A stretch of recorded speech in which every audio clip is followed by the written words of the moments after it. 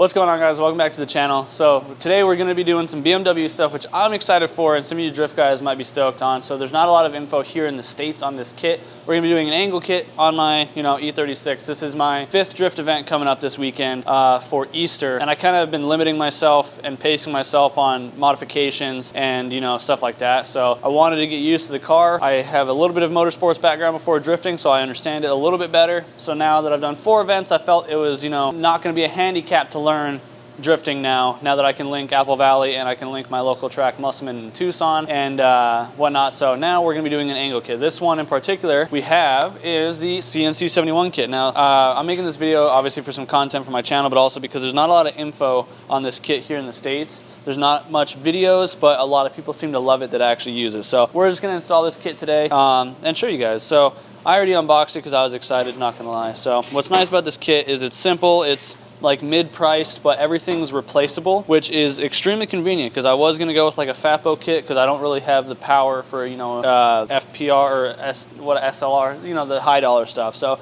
we got our 2 control arms here, super thick, like 3/4 inch steel OEM ball joints. So they do send you a sheet. I don't know if it's in here. Yeah, it is. So they send you a sheet, obviously instructions, but they send you part numbers for all of the ball joints and the components that are on it. So little install diagram here for reference because the adapters are a little confusing, but yeah, so everything on this kit is replaceable. You can get all the ball joints from the BMW dealership if you need to.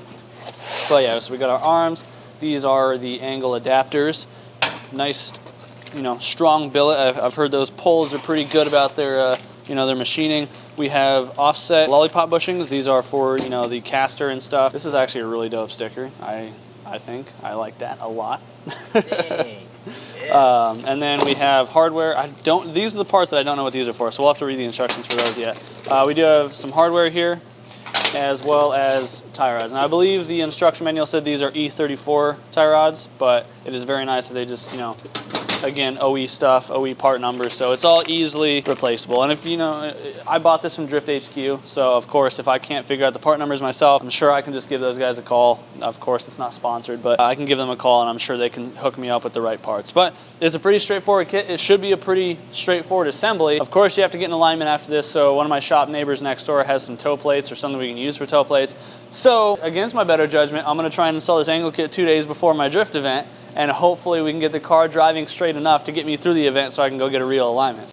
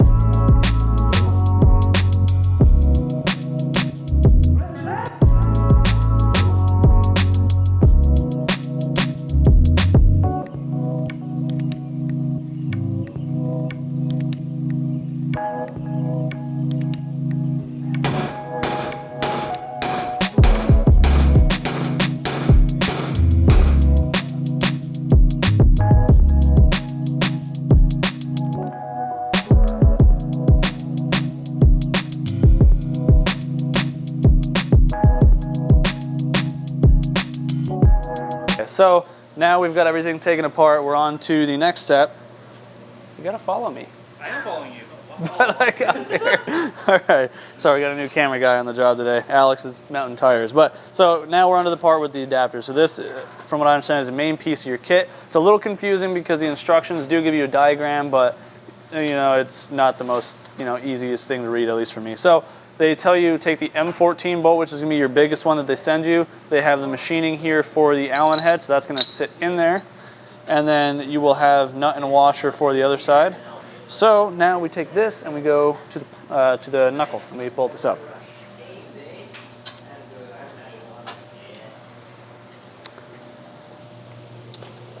Okay, so now this section here, the M14 side is going to go with the ball joint side. So a little bit dark, I'm sure, but easy enough to see. Get those put up there like that. And then get your nuts and washers on it. Sorry if it's getting loud, I'm leaning down. So like that guy.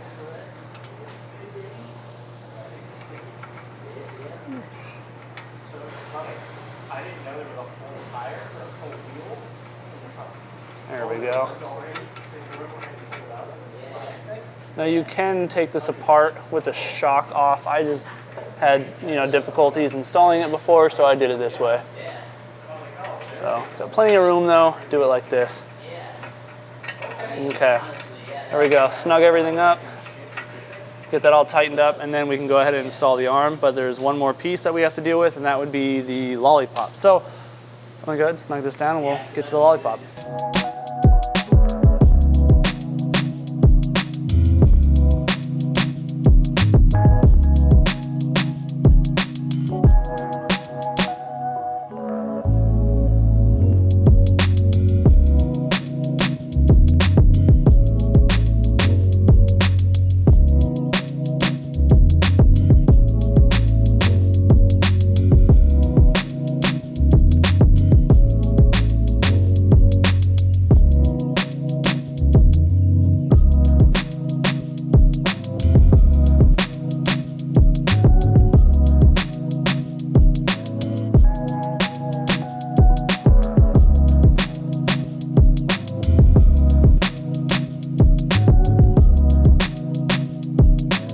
We are onto the step of assembling everything now. So we got the lollipops in. Instructions say to put them on the car first. So I got the one side started. I was about to bolt this side up, but I just put the bushings onto there because they say to do that. Slide the big ball joint in, slide those in, then do the other ball joint. But I just want to address the elephant in the room, which is the sway bar link right here. So obviously that hole is ginormous compared to the factory unit here. Honestly, the instructions do not even tell you anything other than, you know, what is it? Unscrew the stabilizer handles, install anti-roll bar handles on new arms. Take out the pin and use M10 bolt from the kit. This kit didn't come with it because of whatever reason. So the one on their actual website shows exactly what I got in this box. The one on the Drift HQ website shows extra hardware, 2 extra bolts. So in this case, you know, most people, I suppose, would go through and go get new hardware.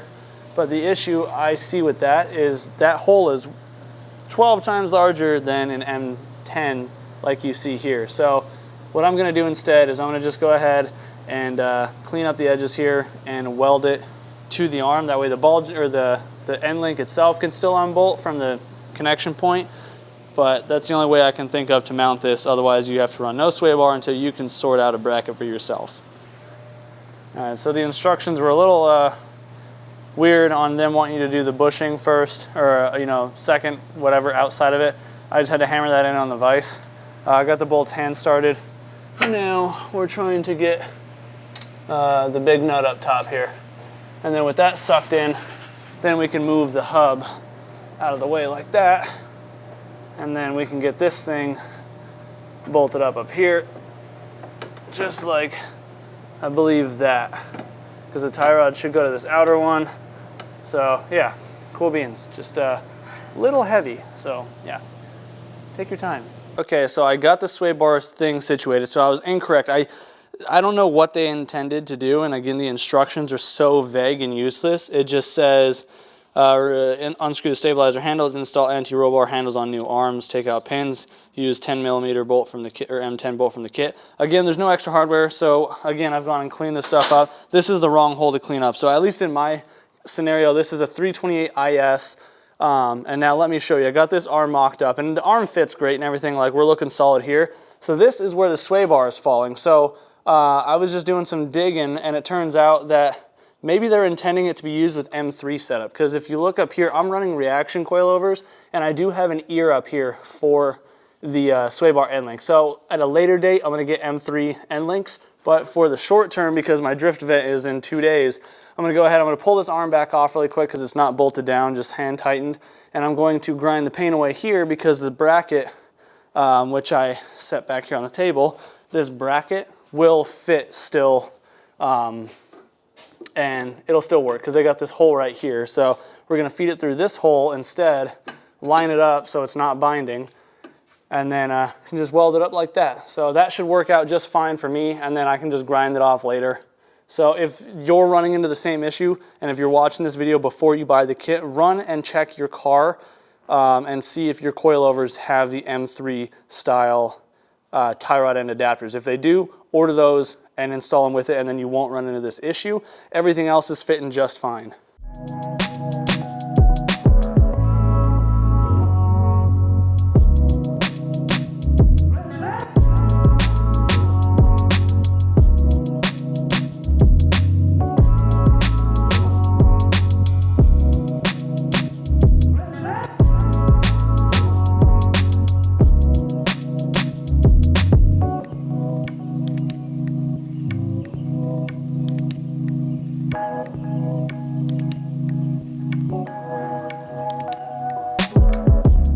So the kit's installed. All that's left is trying to eyeball the alignment. But something you got to do, obviously, is you got to make sure your wheels fit. So in this case, I should be just pushing. It's my reading and understanding you need around to 20 offset to be able to clear without hitting. So I do have these style 42s on here, and they are a 20 offset. Worst case scenario, I do have these ECS tuning. I have 10 mil spacers here, and if you didn't already see earlier in the video, I do already have a lug stud conversion because I had to use those spacers when I was running my 18s, if you're a longer watcher of the channel, to clear my coilover sleeve. So let's go ahead, test fit the wheels, turn this thing lock to lock, and see if we're rubbing, and also see how much angle it gives us. I'm excited to see. As a heads up, you are probably going to have to take camber out. In this case, I have reaction coilovers like I had mentioned, so I have adjustable camber from the plates up top, so it's pretty easy. Because adding the angle kit does add quite a bit of camber. So if you don't, I believe your kit should have came with those offset little washer thingies, or those little dowels. I believe those go up top with your shock strut assembly. The instructions are a little bit more clear on that than the rest of the kit, but overall, yeah, we're probably gonna have to take some camber out. So let me get my socket and we'll snug this down really quick. But this bulldog stance, what everybody loves, gotta admit, it looks pretty freaking cool. So let's, we're almost there, man. So close. Oh my goodness. So yeah, we definitely got to take some camber out. So, okay, that side's looking actually decently straight-ish. This side, yeah, not so much. So in my case, I got 4 of these 5mm Allen head screws in here. We're gonna loosen these up, and we're just gonna pull this thing out. So that's maxed. That's as far as my screws will let me go.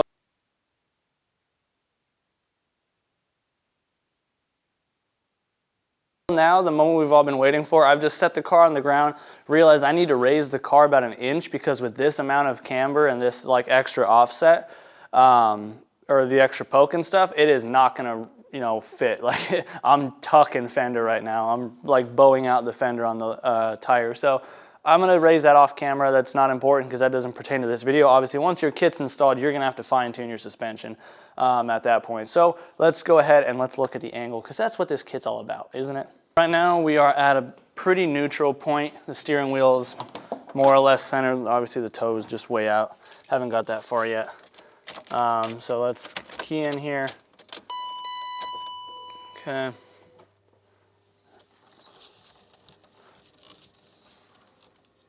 Look at that. That's pretty freaking cool.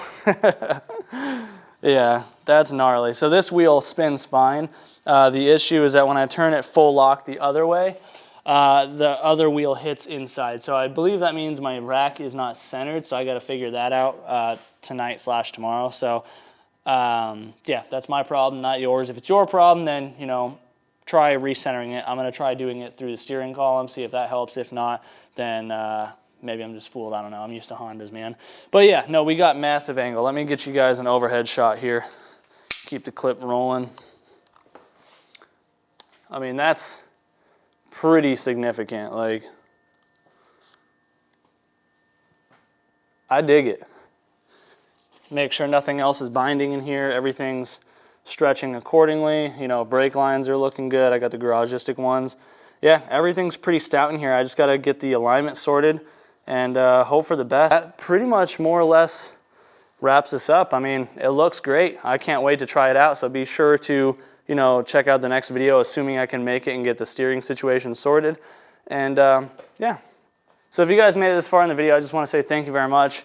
You know, hopefully you found some info on it, found it useful. I'm excited. Hopefully you're excited to get your kit. If you're doing this kit, get it installed. Yeah, I'm going to sort out these little gremlins hopefully in the next day and a half and get this thing to the track, and we'll make a separate video on how this thing performs while we're at the track. So do what you love, forget about the rest. If you want to help support the channel further, I have merch in the you know, the website velocityracefab.com. And yeah, we'll see you guys in the next one. Peace out.